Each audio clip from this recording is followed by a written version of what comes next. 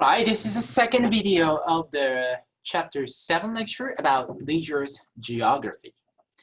And we're still talking about leisure as a space. And the second concept that we want to make sure we understand is this distance decay. It suggests that visiting behavior, interaction between two areas, two spots, is a function of distance and site attraction. In other words, whether you go from wherever you live, point A to point B, depends on A, distance, and B, how attractive that point B is, destination is. The chapter talk about it. Chapter, although focuses on the distance, the concept of distance decay is about two factors: distance and site attraction. So let's take a look at a simple example in this graph. There are three destinations, three sites: convenience store, like 7-Eleven, grocery store, if you've been here, something like Safeway or Sobeys, and department store, let's say it's shopping mall, like West Edmonton Mall, for example.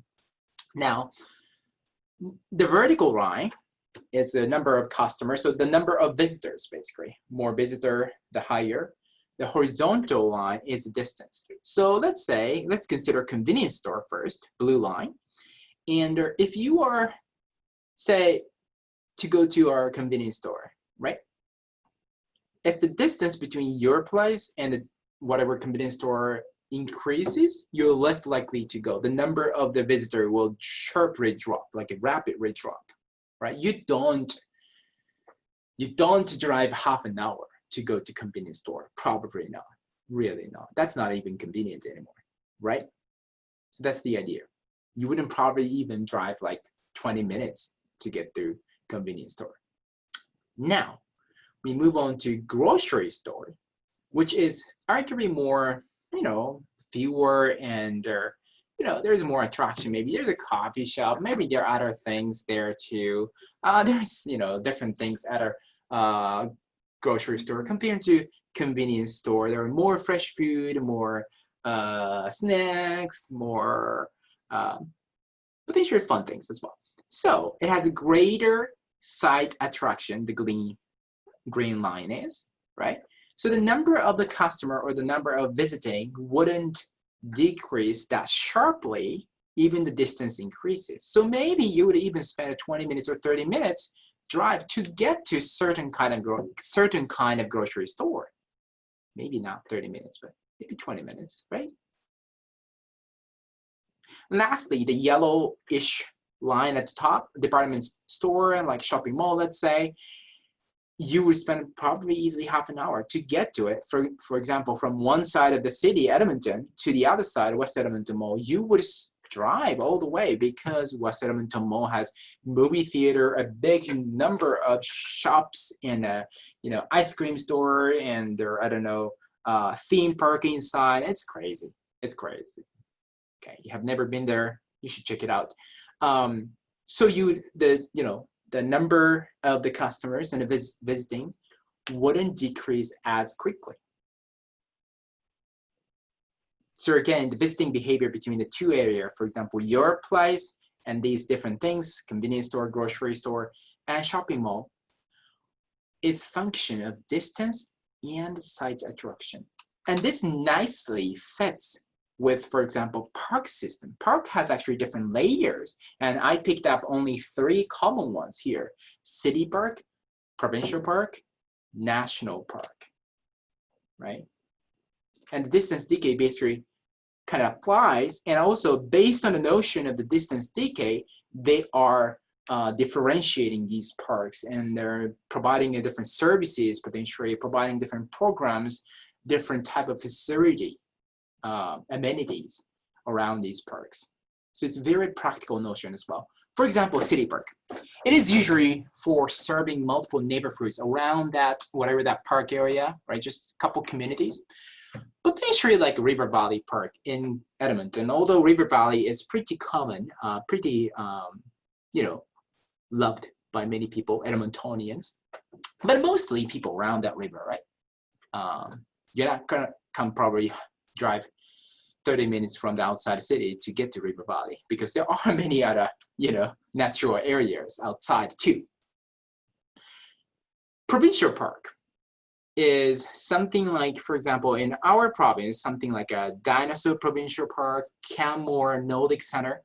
These are provincial parks, and they're more remote from the population centers like Calgary and Edmonton, right? But they attract people from different part of the province, or maybe neighboring province like BC, British Columbia, a couple other areas potentially, right?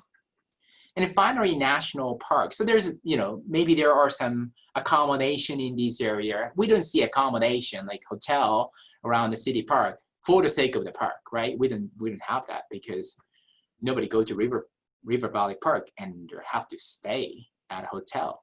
But provincial park, maybe. And national park, most definitely. For example, Jasper, Banff, Oak Island, and Waterton Lakes.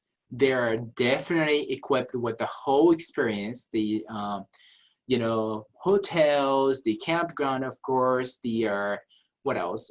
Obviously trails and restaurants and souvenir shops, because it is open to the entire country. It has a site attraction that appeals to the people, even from the far east side of Canada, these places, right? Even outside the country, a lot of actually, I think East Asian, Chinese, Korean, South Korean, and Japanese people go to those Jasper Banff area before COVID, of course.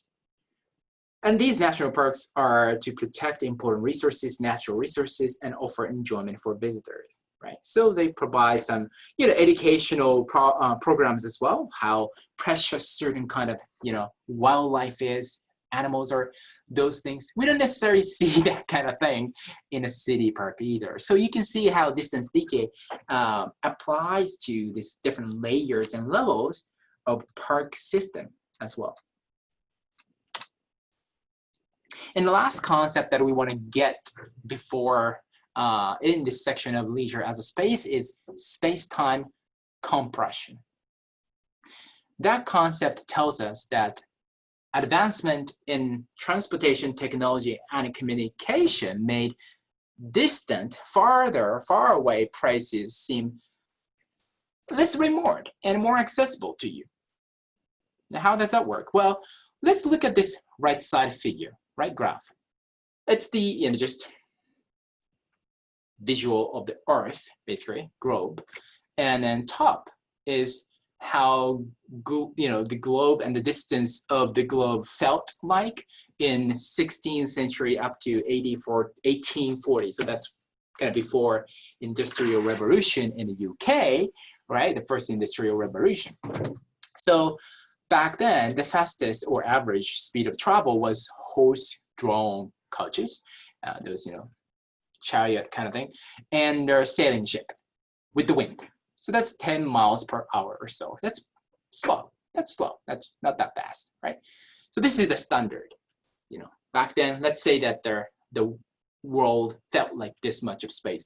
Now, 1850 to 1913, we experienced, well, many society experienced industrial revolutions. There's the steam locomotives, which can go up to 65 miles per hour, steam ship, and all that stuff. So the world shrunk because you can travel faster, right? You can spend the same amount of time and then you can get farther away. So in other words, your world gets shrunk. Does that make sense? Right? Because you can travel faster. Your travel became more efficient. Now in 1950s, we created our aircraft, propeller, just simple one.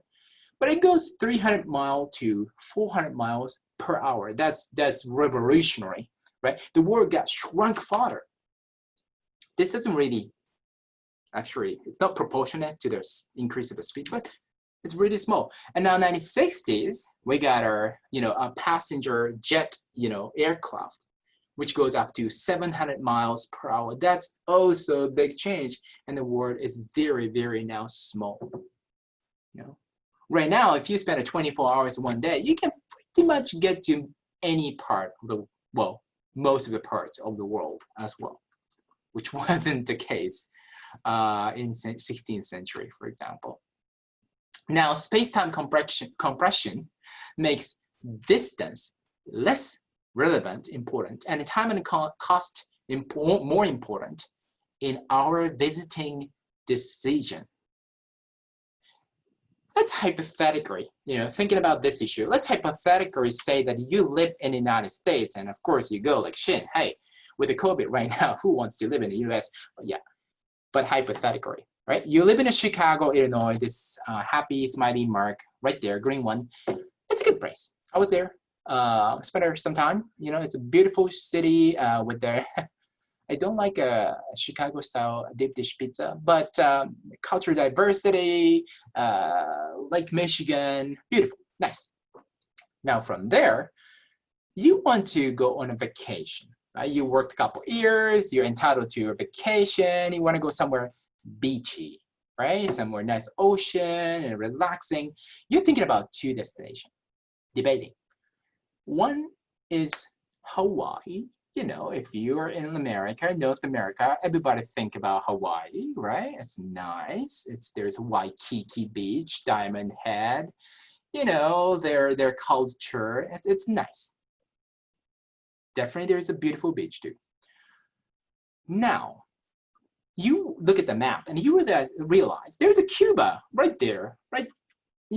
South to us. It's right off the coast of the Florida. It's so close, distance-wise.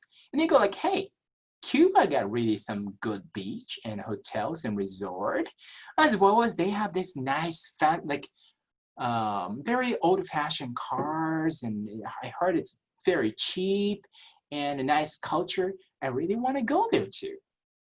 Now, when you search more, you realize that basically, the USA and Cuba don't really have they have an embargo and they don't have, direct flights per se. Well, there are actually several, but you don't have a direct flight from Chicago. Either you have to go to, for example, somewhere to Texas and then flew down to Mexico to go to Cuba, or you even have to go up to Canada and go to Cuba, right? And if you actually calculated transition, connection times and all that kind of waiting time, it takes 2-3 hours more to get to Cuba compared to going to Hawaii, which is basically you can go from Chicago to Hawaii pretty much potentially direct. And to go to Cuba, you need some type of documentation because, well, again, this is a special trip if you're living in the US. Yes. Now that's something to think about, right? Distance-wise, Cuba is far, far closer to you. But time-wise, you realize that Hawaii is quote-unquote closer, or it takes less time. And cost-wise, money, no, it's maybe different, maybe, right? And even thinking about not just monetary costs, but also like something that you have to do, like paperwork and things like that, you realize, maybe this time around Hawaii. See how time and cost impact potentially your visiting decision and behavior rather than actual distance, right? And that's because of all the technology, communication, all that kind of things that happen, and because of space-time compression. Because otherwise, it doesn't make sense. Hawaii is far, far, far away from you compared to Cuba. Now I'm going to stop here, and we'll start talking about leisure as place in the next third video.